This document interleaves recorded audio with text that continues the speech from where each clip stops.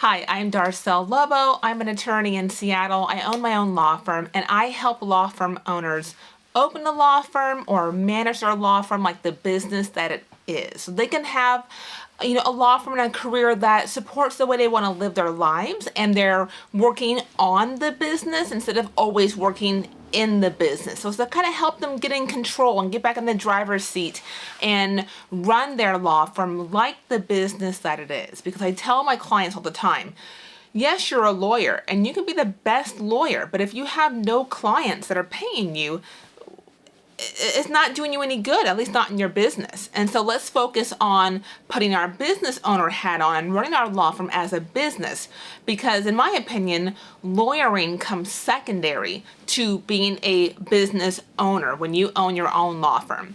So today we're going to talk about kind of the top 5 struggles for law firm owners and what I see and how I work with my clients and my consulting and coaching work with them to kind of help them work through these obstacles and how to avoid them, or if you're dealing with them, how to kind of overcome those challenges that you might be having.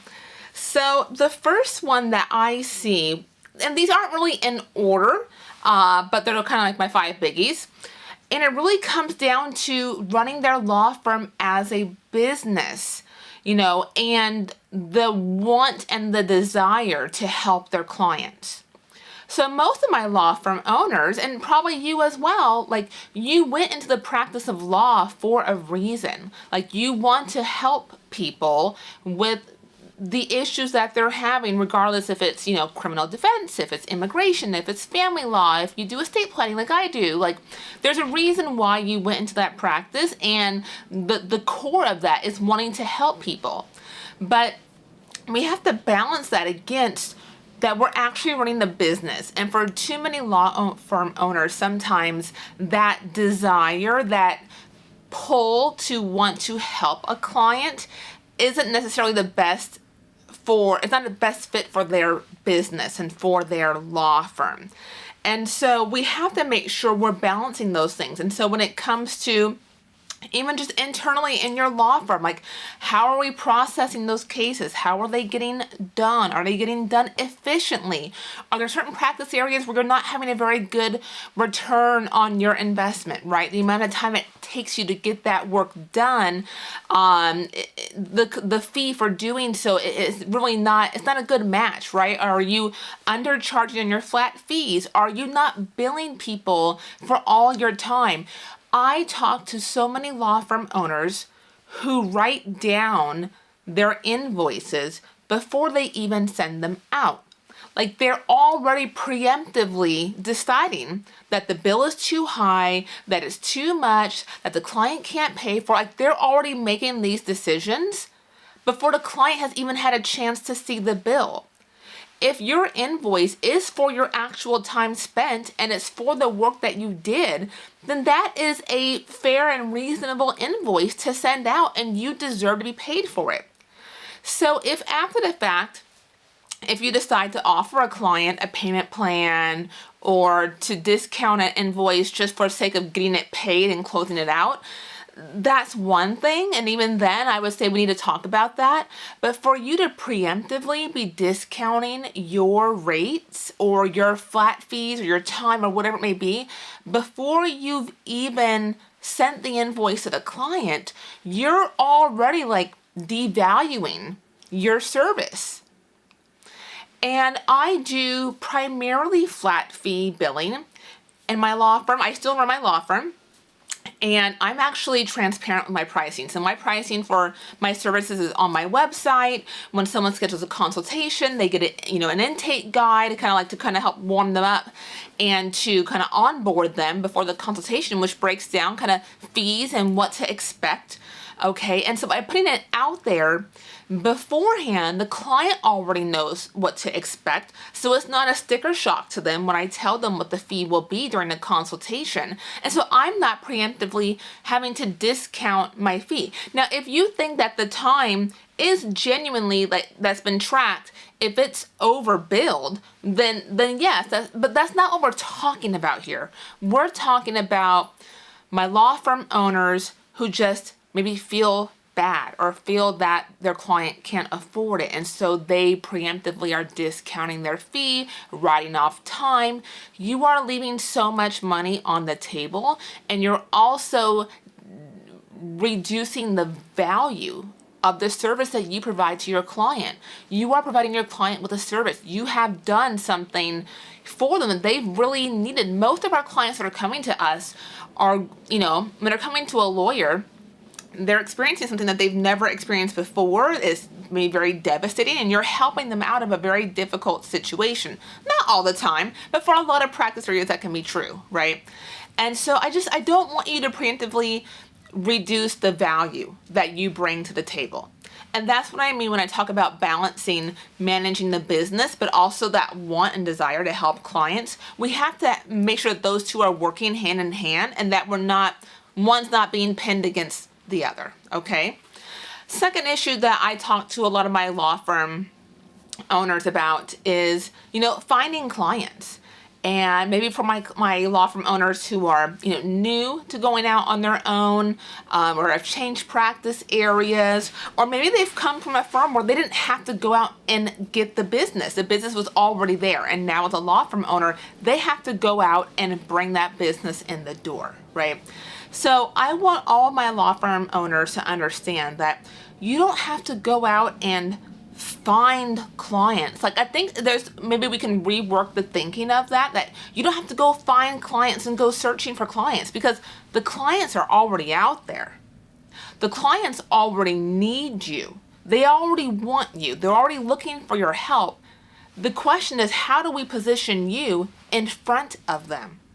How do we get you in front of the people who already need and want your help? Right? So we're looking at growing your network, your referral sources, and doing that work to really plant those seeds so that in the future you've built your business that has those clients coming in the door. I've been practicing law for 15 years now.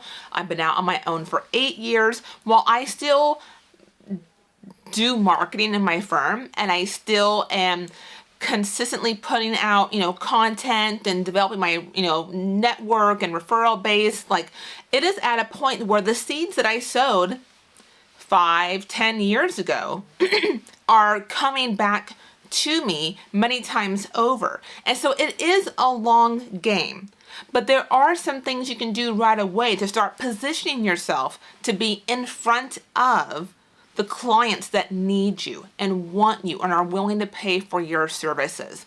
And so a lot of times in my coaching work that I do with my law firm owners, we're kind of exploring what that might look like, where your clients are, and how we're going to get you in front of them so that they're hiring you. Your client needs to know that you exist. So how do we get you in front of them? Okay, so I think that's a little bit of a mindset shift in how we think about needing to find clients for our law firm, is that they're already out there. Let's just get you in front of them. Okay, number 3, as far as struggles for my law firm owners, is that for my solos who are true solos, you have no help. You have no support staff. You have no paralegal, no legal assistant. You don't have any help. It gets to a point where you are doing everything. But you also feel like you can't afford help. So you're at this point where, like, you've got too much on your plate. You can't keep up with everything, but you feel like you don't quite make enough to bring someone on. And so you're kind of in that in between. And the threshold where I see that is usually between like $12,000 a month, $14,000 a month of gross revenue, where you're really feeling the workload, but you don't know that you have enough to bring someone on. It's kind of the threshold that I usually see for solos, and where we're kind of exploring how can we get some help for you. You need help. You're going to get to a point as a solo where you cannot do all the things, and it doesn't make sense for you to do all the things. It doesn't make financial sense for you to do all the things. So there are so many options when it comes to getting part-time support, virtual support, that you don't have to commit to a full-time, W-2 employee to help you in your business, because that is expensive. That's very expensive. And all that comes with having a full-time W-2, like paralegal, that's expensive. So we can get virtual receptionists to help manage the phones. That's a big one that I like to get off my law firm owner's plate, is answering phones. That's not a good use of your time. And it's such a distraction. And if you followed me, you know I'm a big proponent of kind of batching your calendar. So you can't be answering the phone when it calls every 5-10 minutes or however often your phone's ringing. You can't answer all those calls. Okay? We need to get you some part-time virtual receptionist support to manage your phones. Also, you can look at part-time help with independent contractors through, I've used Fiverr, I've used for like projects, I use Upwork for part-time support. There's a lot of options out there. Or I know some attorneys who actually will share a legal assistant or a paralegal. So the paralegal or legal assistant gets 40 hours a week, maybe 15 hours from this firm, 15 hours from this firm, 10 hours from that firm. There are so many options that we can explore to getting you help without breaking the bank, ensuring you're still profitable, and helping you to focus your time, your energy and resources on the things that are going to bring money in the door for you and get the admin tasks off of your desk. All right? Okay. And I think along these same lines is number 4, is that you feel like the work never ends. There is just a to-do list that is a mile long, and you just feel like, I'm never going to get out from underneath this.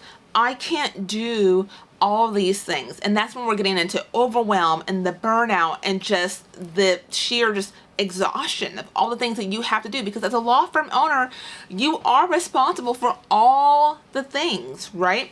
You're running the business, you're handling HR, you're bringing in the new clients, you're closing out client files, you're doing the lawyering, right?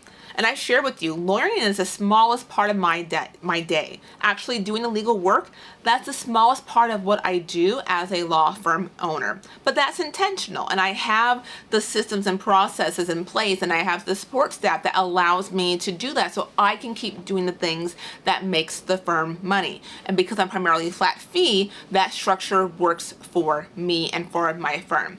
But with the work never ending, we're looking at time management a lot of times, productivity, having boundaries with clients, even family, children. When it comes to your time management, if you feel like you don't have enough time to do everything, I would challenge you to spend a week tracking your time during the workday and having just a notepad, a legal pad next to your laptop or computer, and you are writing down what you're doing every day for a week for the whole day. And we're writing everything, whether it's billable or non-billable, or even if you're goofing off on social media, we're writing that also, okay? That's really going to give you some true insight as to where all your time is going and why you feel like you don't have time. Because there's probably some areas in that schedule where you are procrastinating, you're putting things off, right? You're not taking care of your bigger priority items. So when we have that going on, when I have a client that needs help with time management, that's one of the first things I have them do. Track your time, everything you do during the workday for a week. Everything gets written down. Your whole day should be accounted for. And let's see where your time is going. And I want to say, I guarantee you, we're going to find some time in your schedule that can be better used and make you more efficient, allow you to be more productive, get more things done in your law firm, and get more things done in a less amount of time. Because if you actually, like me, if you batch your calendar and batch the tasks that you have to do, you could be so much more efficient than you probably are right now. I will have a link down below. I have a free guide on how to run your law firm under 30 hours per week. And maybe running your law firm under 30 hours per week is not for you. Maybe you don't feel that that's possible. But we probably could shave off 10% of the hours you're working. If you're working a 50-hour work week, we probably can get it down to 45. Wouldn't you like to have 5 more hours in your work week, at least? I'm pretty sure we can find that for you. So make sure you get that free guide down below. And then also, like, for some of my law firm owners, like, again, great at being lawyers, not great at being a business owner. And sometimes, like, the law firm is just a mess. And I mean that in more than one way. The physical space can be chaos, but then also internally in how they do things. There's no systems, there's no processes, there's no checklist as far as how the task in the law firm gets done. You have to have that. Even if it's just you, even if you're a true solo right now, down the road, you're going to be bringing on some help, whether it's part-time, virtual, you're going to be bringing on some help. And we need to document, how do you do that? How does that workflow happen? How do you get things done? And so those are my top 5 things. And what I want to tell my solos is that even though you're a solo, you don't have to do all this alone. And I don't want you to do this alone. Being a solo can be very lonely. And especially if you're working remote, right? You're working from home, you're not in an office with common spaces and other tenants and talking to people and just kind of, shooting ideas around or just having some kind of chit chat, right? Like, being a solo can be alone. It can be very lonely, but you don't have to do it on your own. And so if you need help just getting on track, figuring out your processes, figuring out how to implement systems, figuring out how to be more efficient, how to get your time back, how to grow, how to expand, how to run your law firm as the business that it is. If you want help, that is where I can help you. This is what I do with my law firm clients right now, whether they are just opening a law firm or working on running their law firm as a more efficient business. I'd be happy to help you. My contact info is below, and I want to help you navigate and overcome these obstacles. I've been an attorney for 15 years, at a small firm for 7, on my own for the past 8. I do a lot of, work on boards and committees with solos and small law firms, and there's a lot of lessons that I've learned firsthand, but also a lot that I've learned from working with other solos and other small law firms that I'd be happy to help you with. So reach out, contact info is below. I'd be happy to hop on a consult with you and kind of figure out what's going on and how I can help you. So I hope this is helpful. I hope it helps you identify maybe 5 areas that maybe, you need to look at, maybe need to work on, make some improvements in, and I'll see you in the next one. All right, bye.